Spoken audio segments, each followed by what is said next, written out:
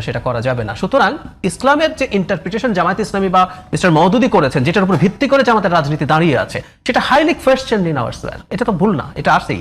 সুতরাং এই প্রশ্নগুলো তো জামাতকে আসলে ফেস করতে হবে। সেই কারণে বোধ করে জামাত ইদানিং দেখবেন ধর্মের কথা, ওরা তো আসলে ইসলামী পলিটিক্স করে, ধর্মের কথা সরিয়ে রেখে তারা এখন কল্যাণ, ওয়েলফেয়ার এসব কথাবার্তা মানুষের সামনে আনার চেষ্টা করছে। বেগম খালেদা খুব খারাপ কিছু হওয়ার সম্ভাবনা আছে, এটা উড়িয়ে দেওয়া যাবে না। ওনার যে বয়স, ওনার যেসব রোগ আছে এবং ওনার বেশ কয়েকটা অর্গান, অন্তত 4টা vital organ, liver, kidney, heart, lungs, 4টা ঠিক মতো কাজ করছে না। সর্বোচ্চ চেষ্টা হচ্ছে, আমরা খুব চাই, ইনফ্যাক্ট আমি এটা প্রায় বলছি, আমাদের স্বার্থেই বেগম খালেদা জিয়া আরো বেশ কিছুদিন আমাদের মধ্যে থাকা দরকার। কারণ আমাদের এই যে একটা টার্মোয়েলের টাইম আছে, ইভেন ইলেকশনের পরও হতে পারে। বেগম খালেদা জিয়া কিন্তু একটা দলের ঊর্ধ্বে উঠে একটা অভিভাবকের জায়গায় চলে গেছে। একটা ক্রাইসিস হলে কিন্তু উনি ইন্টারভিন করতে পারবেন। তরুণীকে ডাকলেন, উনি এনসিপি কে ডাকলেন, সবাই কিন্তু শ্রদ্ধা নিয়ে যাবে। উনি ওনার দলকে বলতে পারবেন যে তুমি এটা মেনে নাও। এই রাইট জায়গাটা মাঝখানে এরকম হয়েছে, নির্দেশ দিয়েছে যে সরকারের সঙ্গে কোনো দূরত্ব রাখা যাবে না, সেনাবাহিনীর সাথে কোনো সংঘাত হচ্ছে, সব জায়গায় কিন্তু উনি সব জায়গায় ইন্টারভেন করেন। সেই জন্য আমরা চাই, কিন্তু যদি আল্লাহ না করে এরকম খারাপ কিছু হয়, তাতে নির্বাচন প্রভাবিত হবে, নির্বাচন পিছিয়ে যাবে, সেটা আমি মনে করি না। কারণটা হচ্ছে এটা অন্য কেউ চাইলে হবে না। ইনফ্যাক্ট এটা যদি বিএনপি চায় যে এই ক্ষেত্রে নির্বাচন তাদের জন্য ঠিক হবে না ইত্যাদি ইত্যাদি, তখন নির্বাচন পেছাতেও পারতো। কিন্তু বিএনপি কোনোভাবেই নির্বাচন আর একদিনও পেছাক সেটা চাইবে না। আর বিএনপি কেন চাইবে না? বেগম খালেদা জিয়ার ক্ষেত্রে উনি তো আসলে চেয়ারপারসন কাগজে কলমে আছেন, উনি আসলে চেয়ারপারসনের কাজ করছেন না। ওনার একটা সময় জেলে ছিলেন, পরবর্তীতে তার শরীরের যে অবস্থা, আসলে এই ধরনের এত বড় একটা দলের দায়িত্ব পালন করা তার পক্ষে সম্ভব না। দেশের বাইরে থাকলেও ডিফ্যাক্টো চেয়ারপারসন আসলে জনাব তারেক রহমান। সুতরাং বেগম খালেদা জিয়া একটা দলের চেয়ারপারসন যদি মূল নেতৃত্ব হতো, সেই ক্ষেত্রে একটা প্রশ্ন আসতে পারতো। দলও হয়তো চাইতো আমরা কিছুদিন সময় পাই বা চাইবো। সেটা আসলে আমার কাছে মনে হয় না যে নির্বাচন পেছানোর কোনো রকম কোনো উপলক্ষ হবে। কেউ কেউ বলার চেষ্টা করে, কিন্তু বিএনপি যতক্ষণ চাইবে না ততক্ষণ আসলে এই নির্বাচন পেছাবে না। এবং বিএনপি চাইবে না বলে আমি মনে করি, কারণ নির্বাচন এটা একবার পিছিয়ে যেতে শুরু করলে এটা একটা বিশেষ পরিস্থিতি।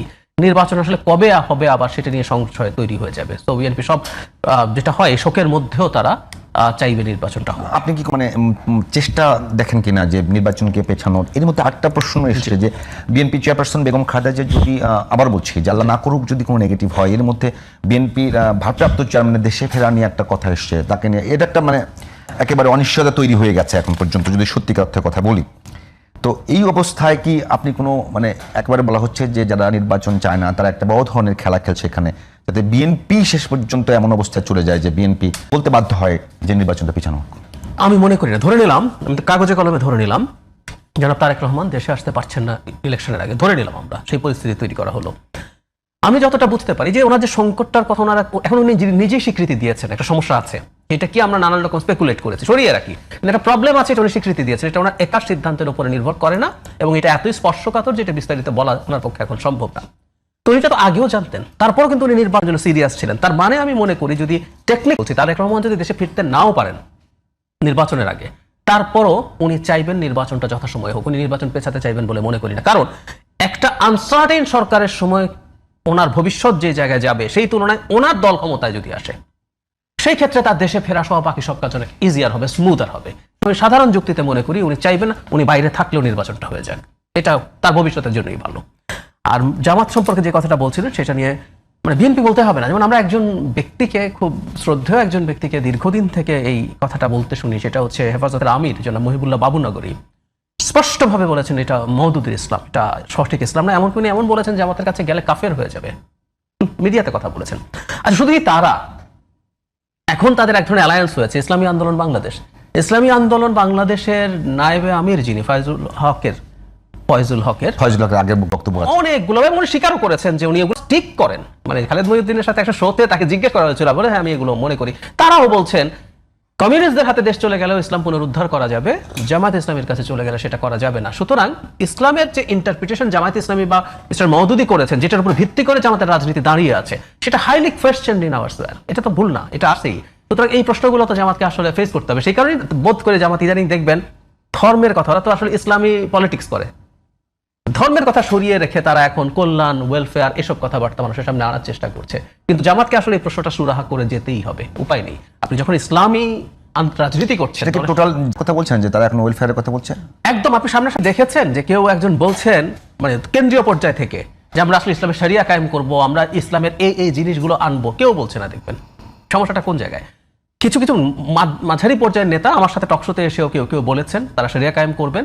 এবং শরিয়া কায়েম করলেও কিন্তু প্রশ্ন আছে। আপনার সাথে একদিন আমরা এখানে বসে কিন্তু আলোচনা করেছিলাম, যিনি জামাতের হয়ে কথা বলছিলেন, তো উনিও বলছেন তো একই প্রশ্ন, শরিয়া কায়েম করলে তো এই প্রশ্ন আসবে, আপনারও তো একটা ইন্টারপ্রিটেশন অফ শরিয়া আছে, এটা ডিফার করে। ওই যে বললাম, আরেকজন বলছে তো অনেকগুলো কম বুঝি, জায়গা আছে। আমি বুঝলাম যে জামাত ইসলাম বলছে, আমি তো হেফাজতের ইসলাম কম বুঝি, আমার তা মনে হয় না। তো তাহলে তো একটা কনফ্লিক্ট আছে। সো জামাতকে এটা করতে হবে যে তার ইসলামী শরিয়া কি কায়েম করবে, করলে সেটা কেমন হবে। দেখবেন এই আলাপটা ওরা খুব একটা করছে না। জামাতের আমির দুর্নীতিমুক্ত তারা দেশ গড়বেন, তারা সুশাসন দেবেন, চাকরি দেবেন, মেয়েদের ওয়ার্কিং আওয়ার কমিয়ে আনবেন।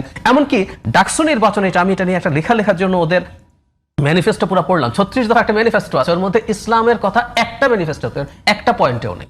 ইসলামী মূল্যবোধ এই টাইপের কথা নেই, প্রত্যেকটা ওয়েলফেয়ার।